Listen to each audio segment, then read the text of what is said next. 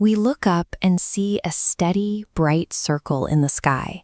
It warms the pavement, feeds the plants, and sets the rhythm of our days. From down here on Earth, the star we orbit looks entirely peaceful, but up close, the surface is a chaotic ocean of plasma. Every single second, the sun crushes 4 billion kilograms of matter out of existence, converting it into pure energy.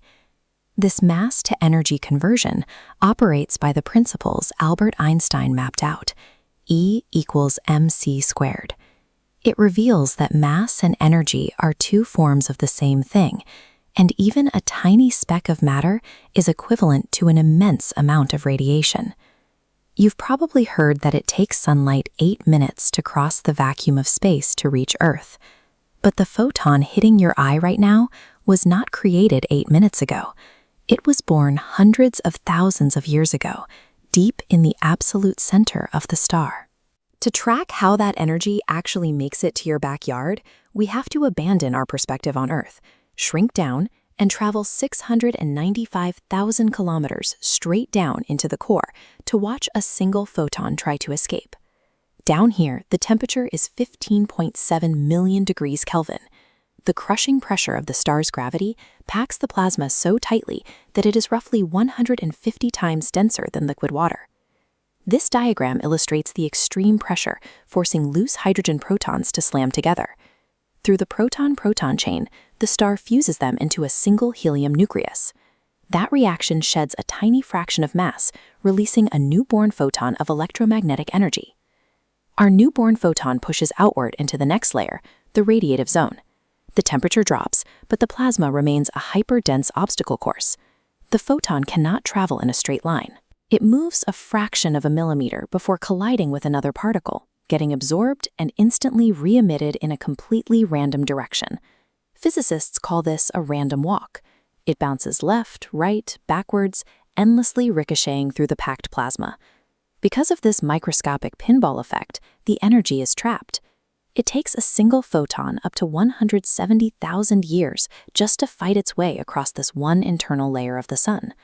Eventually, the photon hits a transition boundary called the tachopline. Here, the plasma finally becomes cool and thin enough that the photon stops bouncing from particle to particle and starts hitching a ride on the physical motion of the gas itself.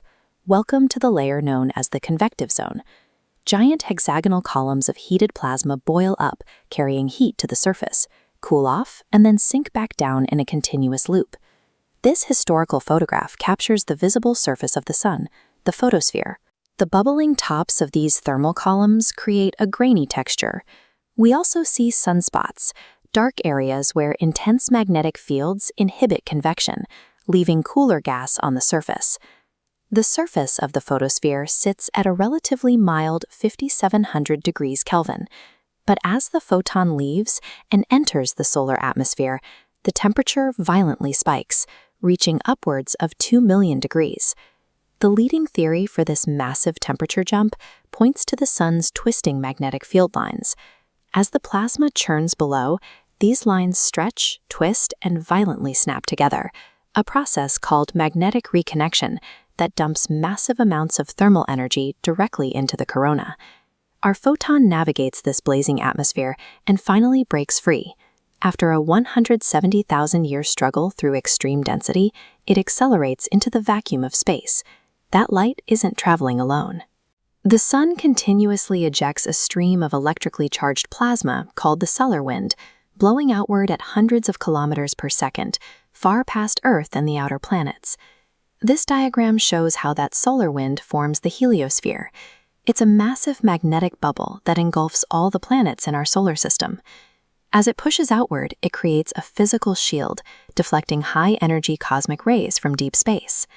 The edge of this bubble was verified in 2012, when the Voyager 1 probe physically crossed the boundary, the heliopause, and entered the interstellar medium, measuring a sudden drop in solar particles and an increase in cosmic rays.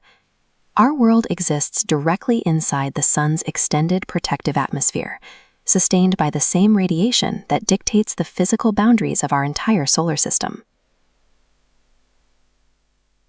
But this system has a hard expiration date.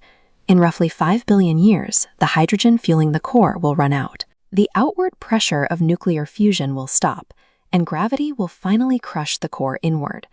As the dead core contracts, it will generate enough gravitational heat to ignite the unfused hydrogen in a shell just outside the center. This new, intense heat will force the outer layers of the star to swell outward, transforming the sun into a bloated red giant. It will expand to over 200 times its current size. Mercury and Venus will be incinerated instantly.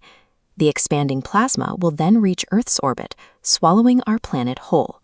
Eventually, the sun will eject its outer layers entirely, creating an expanding cloud of ionized gas known as a planetary nebula.